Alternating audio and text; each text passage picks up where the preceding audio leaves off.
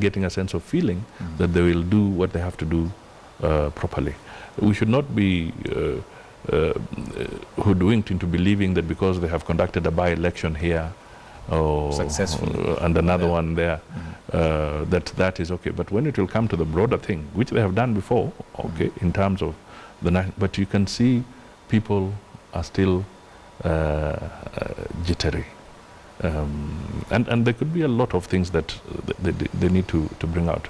They will have to train their people again, their agents, I mean their officers afresh in some areas. These are fundamental issues. Now they have that elaborate program. They want about 20 billion this year, and then 19 billion next year. Now all this is futuristic. If you don't give them money now, how are they going to procure the equipment they want? You want them to do it at the last hour, and then we'll have the same kind of scenario that we had in the BVRs? Given our history and the fact that we would not want to go back to 2007, 2008 and what happened, of course, IEBC remains very critical that Kenyans generally have confidence in free and fair elections. What would you as Musalia Mudavadi say needs to be done so that we have that averted, so that we don't have people who feel like we were ill-prepared and like this foul play? I think as I said, first of all, fund it properly. Secondly, you will have to deal with some of the concerns people have raised in the context of the commissioners. I think one needs to come out clearly. Are they guilty or not guilty? Is due process being followed to ensure that that particular question is also answered? Because all these are going to play into the confidence measures. In 2007, in the build-up to 2007, you will recall that one section of the government, or the government of the day at that time, did not want to go through certain processes of ensuring that commissioners are being named through a consultative process. They made unilateral decisions, and that seriously undermined the then Electoral Commission. And when you remember the stories of Kivuitu making his comments and raising concerns, it was clearly a situation where we now had an Electoral Commission then, where there was seriously a clear disconnect at the commission level, and which was filtering down into the officers of the electoral body. So clearly, some of these challenges need to be addressed. I don't think we should wish them away or put them under the carpet and imagine that all... They must be dealt with. Yes, they must be dealt with, and the public must see that these issues are being tackled. Okay, let's now come to Amani National Congress Party. First of all, there has been, different quarters who say you're looking to join Jubilee or CORD. What is your stand right now? I said some time back that is a tired script written by a very tired author, because the Constitution allows people to contest, and we are a multi-party state within the framework of the Constitution. It's embedded in our Constitution. So ANC is a political party, independent political party. We got registered in July last year, where we got the full registration. And it's on that basis that we are building our outreach in preparation for the general election. In 2017. Yes. The issue of political affiliation and what have you is not to be answered today. That is something for another day. Because what is important is that we want to create our space. We want to win our supporters. We want to prepare to contest effectively in the general election. And I want to contest for the presidency. That is the statement I've said, and I'm saying it again, that we therefore must move away from this notion that one is in politics because of some patronage from some other to certain people.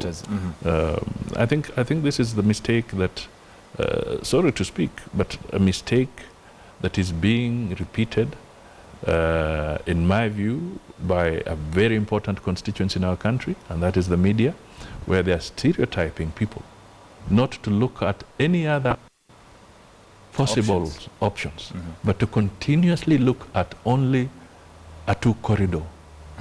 So today you're saying that Amani National Congress is a corridor that we should be looking at? We should look at it. Musalia Mudavadi is a potential president for 2017? Precisely. Okay. Precisely. And what does Musalia Mudavadi have to offer Kenya as president? Well, I can tell you that I want to offer genuine national cohesion. Genuine national cohesion. I want to be able to ensure that security is guaranteed, and I want to ensure that we have a robust economy, and at the same time we deal with serious social programs.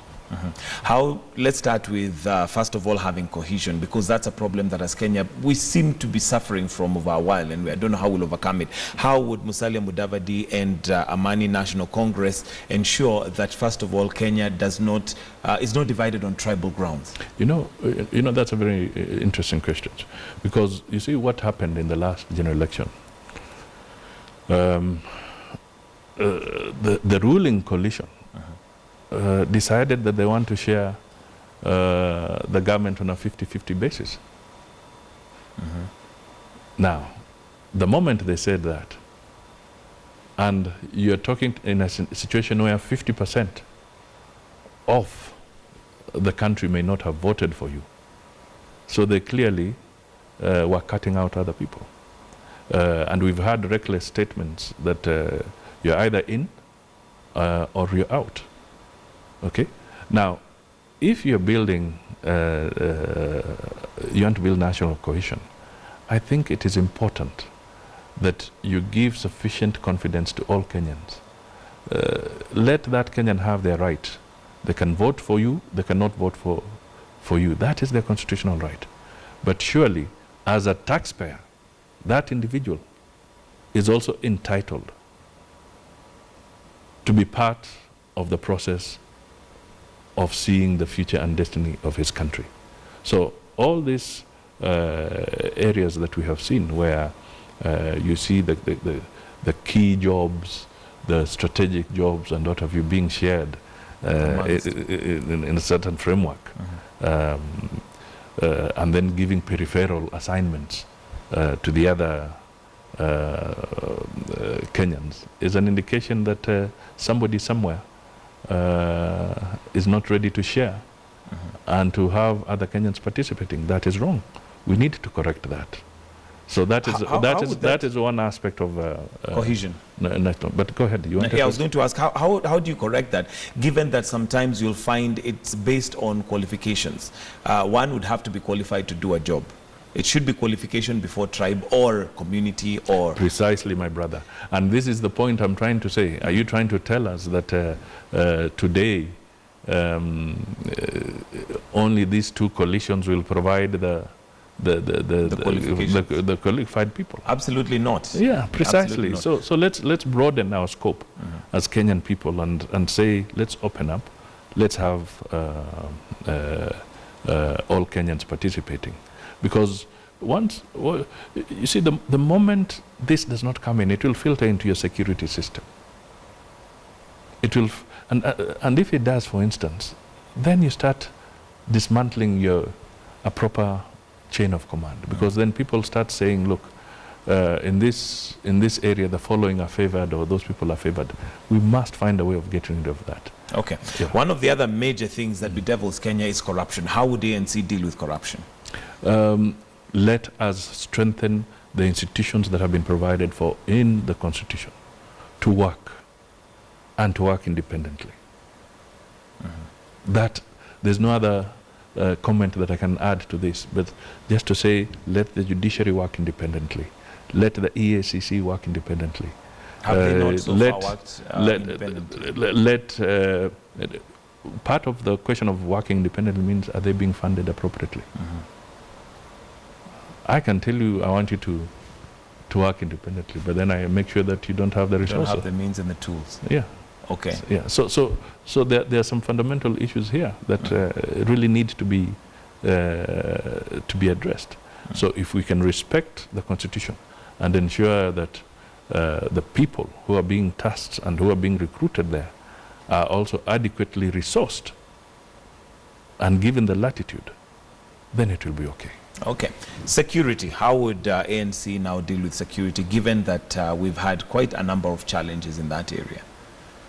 I think, to be honest, give them good resources, train them well, let people be promoted and given assignments on the basis of merit. It is absolutely essential. And in the security agencies, never underrate the whole aspect of the chain of command, never underrate the whole aspect of experience. When you try to catapult individuals from way down and catapult them to the helm, and you leave a whole chain of people in the middle, you start creating a serious problem. So let us respect seniority in the security agencies. Let us give them sufficient resources. Let's give them technology to back up their processes. These are all essential, and I would dedicate a lot in ensuring that that is done. At the same time, the security agencies must also be constantly inducted into ensuring that there are new challenges around human rights related issues, so that their models of operandi can change. Okay. Finally, as we wind up, rate Jubilee government. How have they performed so far, in your opinion? They had a lot of goodwill when they had reasonable amount of goodwill when they were elected. They have eroded it so rapidly. So, in my view, their performance is not good, and Kenyans are very, very disappointed, and opinion polls are beginning to tell it by the day that people are not happy broadly with the performance of the Jubilee government. Okay, so on a scale of 1 to 10, how would you rate them? As Musalia Mudavadi? Below 5. Below 5? Yes. Oh, it's been that dismal? Yes. All right, thank you very much, Musalia Mudavadi. Maybe your closing comments to Kenyans, and give us a reason as to why we would vote for you come 2017. Well, my closing comments to Kenyans is that the ANC is a very serious alternative. We want to talk to Kenyans. We want to ensure that there's peace and stability in this country and national cohesion. And I also want to tell the Kenyans there that for too long we are being intimidated. The majority of Kenyans are being intimidated either by the noise that comes from the Jubilee wing or the noise that comes from the CORD wing, to the extent that they are not able to express themselves. I'm telling them that ANC is available. I'm offering myself that those of you, and I know you're many, don't be intimidated anymore.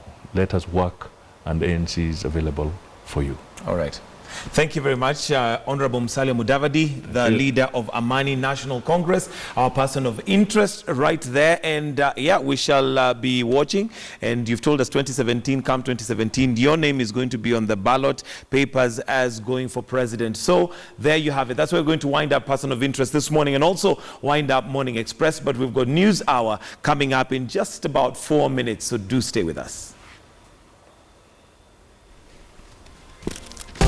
Wonderful. Thank you. Thank you very much.